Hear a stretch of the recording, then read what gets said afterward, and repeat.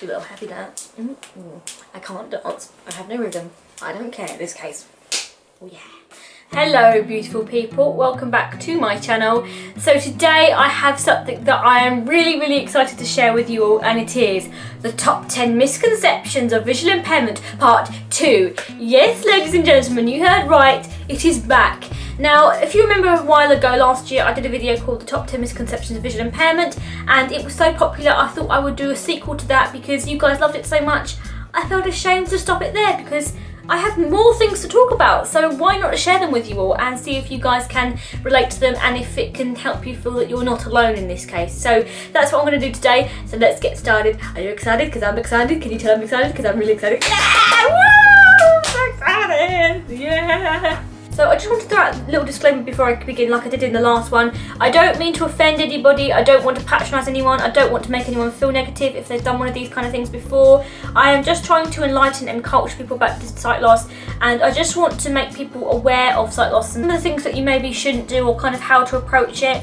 So number 1. That people with sight loss are all elderly. Now this one I think stems from a lot of things to do with the media. I think a lot of people always assume that visual impairment is something you get when you're old or when you age through like macular degeneration or maybe some sort of eye condition, and actually that's not true. You could be visually impaired from infancy, you could be visually impaired from a teenager, in your 20s, in your late 30s, all the way up to your 90s. There are so many different eye conditions in the world that it's not a case of that one eye condition is the domineering factor of sight loss. You can have things to do with your optic nerves, you could have sight loss through retinitis pigmentosa, macular degeneration. There are a number of different eye conditions and they're not all related to age or age related issues. So that is a big one that I seem to get, because whenever I go out people are always shocked to see someone who's young, who is visually impaired, who's out and about living their life. It's kind of like, oh, you know, you're young and you're visually impaired. I'm like, yeah, we'll observe. People always assume that sight loss is an age-related issue, and actually that's not true. You could be any age with sight loss. Number 2, people with sight loss don't have a job, apparently. I got this one actually when I was out a few times. A woman came up to me in the train station. I was actually on the way to work, ironically enough, and she said to me, started talking to me, and she said, oh, you know, what can you do then? You must be able to do something. Oh, you must have a job. Or did you just sit at home all day? You must be able to do something with your life. Whoa, what's going on here? And I said to her, well, actually, I do have a job on the way to work now. I work as a student ambassador. She said, really? I went, yeah. She went, I didn't think that people with sight loss could have jobs. No, that's not really true. No. Well, employers can sometimes assume that people with sight loss can't do the job like someone with sight can, and that's actually not true. Someone with a visual impairment can do the job just the same as anyone else can, but they might have to do it in a different way. So they might have to use assistive technology to help them, they might have to do it a slightly different method, but they'll still be able to work for you and do the same job and work the same hours. So just get that idea out of your head. People with sight loss can work and they can do the job just as well as anyone else. It's just that they have to do things in a slightly different way. And hey ho, you know, I can do things, I can touch type, I can work. And even though I'm sight impaired, that doesn't change a thing about the fact that I work. Number 3, people with sight loss have innately automatically enhanced other senses like their hearing and their scent. Now I think this kind of derives from the sort of the daredevil culture where he basically becomes blind through toxic waste, but then his other senses are heightened and he can basically go and pew pow and fight the forces of evil and be awesome. Sorry. The daredevil culture has made people think like this, I think, and people go to me, oh, you're sight impaired, but that doesn't matter because the other senses must be improved.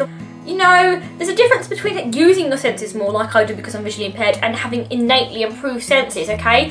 If you're visually impaired, you will use your senses more. My body doesn't think, oh, she can't see very well, let's magically improve her hearing, or let's magically improve her sense of smell so she can do things better. That's actually not true. So like an example would be, I can hear cars a lot better because I can't see them, so I have to listen out and I have to become aware of what a car sounds like and how different motors sound and how to hear how far they are, what the distance between myself and the car is. But it's not a case of that my hearing is improved so that I can hear it. It's because I'm using it more and I'm having to put my hearing skills into practice, which is why my hearing might be better than someone else who has full vision.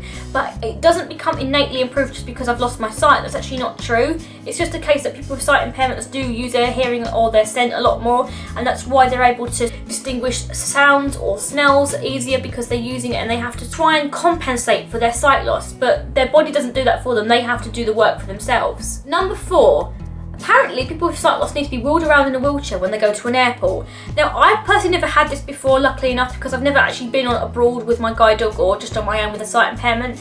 But I know lots of friends and close friends who've had this happen to them with sight loss. So they'll go to an airport, they'll say, I need assistance to this gate, can you go and get someone to help me? And then people would have come along with a wheelchair and said, right, you need to get into this. And they'll be like, what? Well, I'm visually impaired, I don't need to be wheeled around, you can just guide me. And they'll be like, no, there's not enough time now, you have to get into the wheelchair.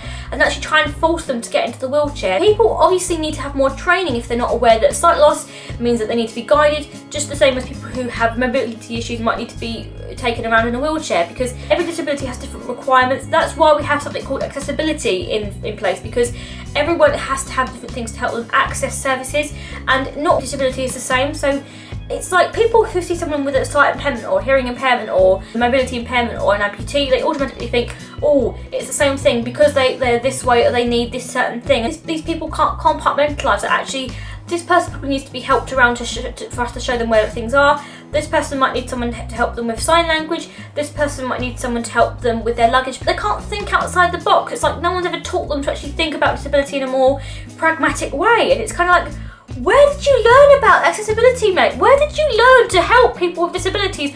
Number 5, people with visual impairments need help every single minute of the day.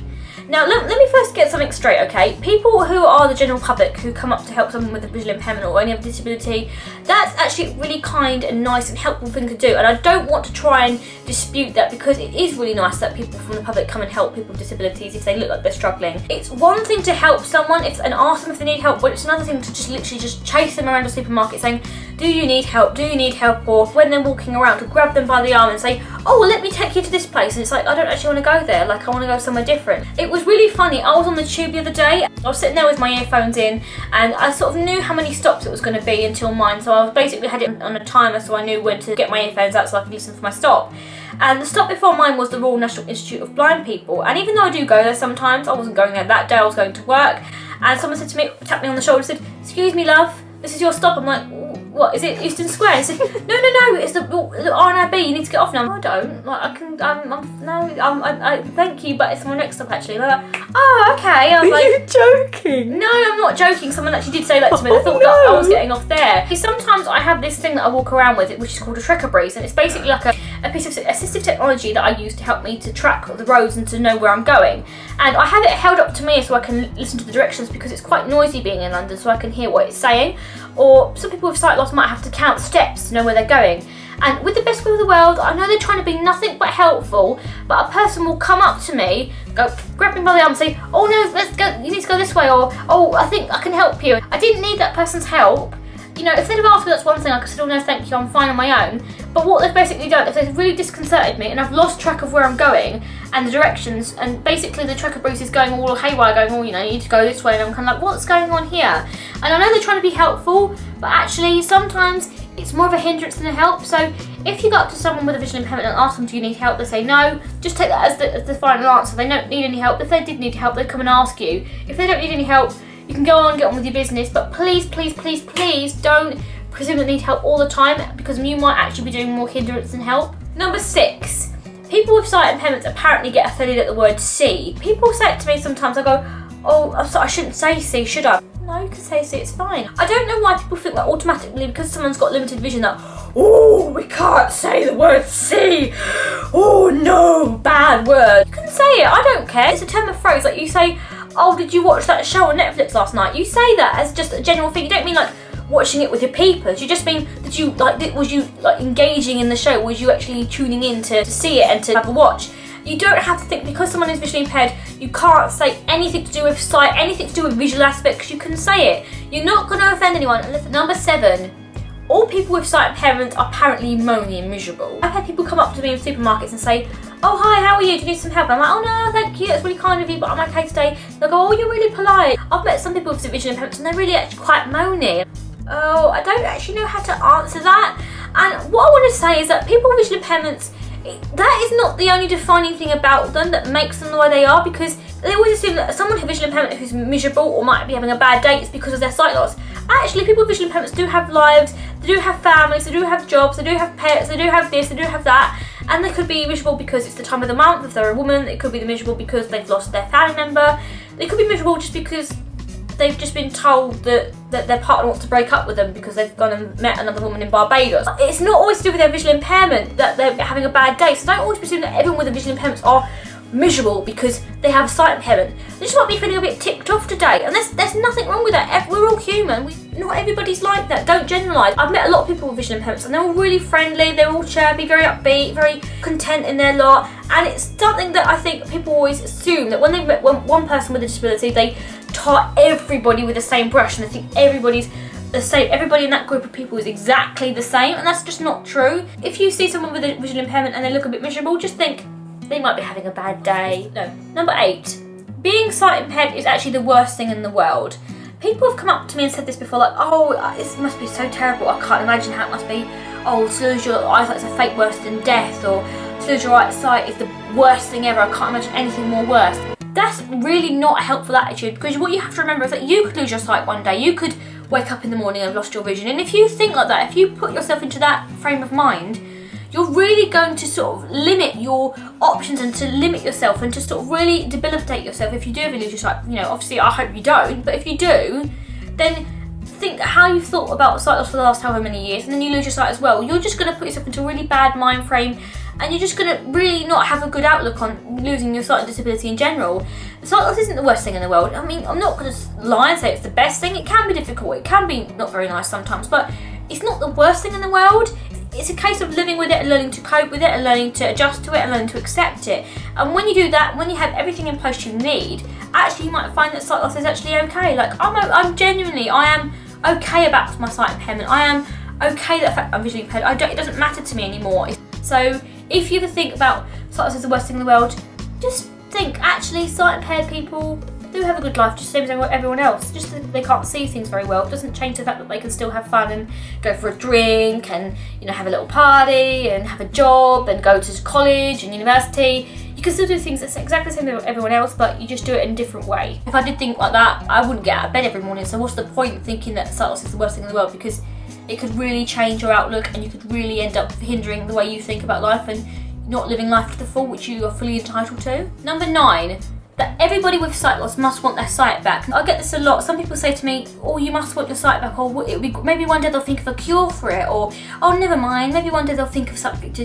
Now, the scientists are really improving these days, but you're presuming I want to be cured of my eyesight. I don't. I actually don't. I've lived with this. Like, I was born this way. Like, I was born but genuinely, I was born like this. I don't know any different. Having my sight back would be the same as someone who loses their sight. I'd have to completely learn to readjust again and like learn to live my life in a different way, and I don't want it back. Like, I don't care. Like, I've been born like this.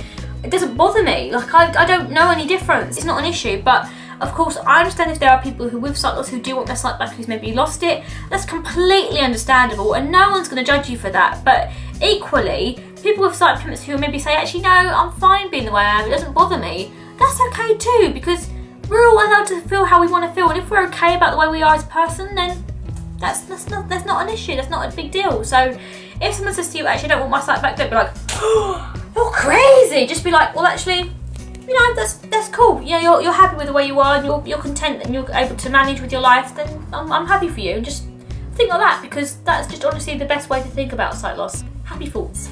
Number 10. People with visual impairments who don't use a cane or a guide dog are lying about the fact that they're visually impaired. I know friends who have said to people, well, actually, I'm visually impaired, I can't see very well. And because they haven't got a guide dog or a cane, they'll be like, really?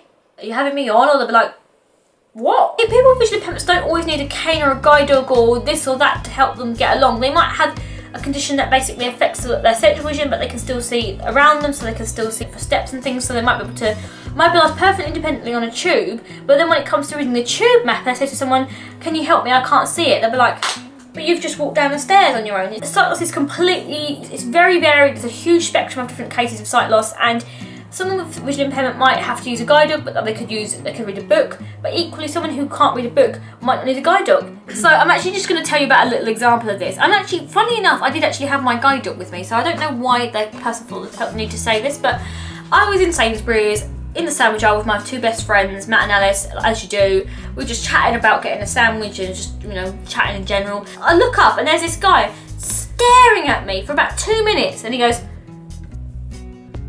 what's that? I'm like, what? He's like, what's that? I'm like, it's a guide dog. And he goes, do you need it? I'm like, yeah. He went, seriously? And my friend Matt goes, yeah, she needs it because she's visually impaired. He goes, seriously? She's visually impaired? And again, the thing I hate, talking to the person with me, not me. She's visually impaired? Yeah, she is, aren't you, Emily? Like, yeah, I can't see very well. Seriously? Seriously? Honestly? I'm like, yes, for God's sake, I can't see very well, okay? Let's get over it, let's get over it. Okay, moving on with your life. You're wasting precious seconds asking me about my visual impairment. It's the latest fashion accessory to go around with a dog in a fluorescent yellow harness. Yeah, because neon's in at the moment, so I just can't believe people actually think if you've got a visual impairment, or even if you do have a guide dog, they sometimes think you're training it, or when you say you're visually impaired that you're lying. Like, why on earth would anyone with a visual impairment want to lie about something like that? Why? If you see someone who says they're visually impaired and maybe they don't have a guide dog or a cane, or even if they do, just think outside the box and think, actually, they might have an eye condition that affects this part of their eyes, but they can still do this. And that not all sight loss equates to being blind or being sighted. There's loads of grey areas. Don't think that there isn't. Just think outside the box, please. Thank you. So that was my top 10 misconceptions of visual impairment part 2. I really hope you enjoyed it and you had a bit of a giggle. Please do let me know in the comments if you've heard any of these before, or if you've got any of your own to add to this. And like I say in every video I do about disability, please, when you comment, be mindful to other people's feelings, other people's experiences. I don't want to see anyone being nasty to anyone else on this channel. Of course, you guys are all really nice, so I don't ever have to worry about that. But just remember, be mindful and be considerate when you comment, and it's all good. We can all have a nice big chat about visual impairment. Thank you so much for watching today, guys. I really hope you enjoyed it. Don't forget to give this video a big massive thumbs up if you enjoyed it. Subscribe by the box below. And if you've not seen the first one of these videos, the top 10 misconceptions of visual impairment, I will leave the link below where you can go and check out the first one. And I will see you guys next time.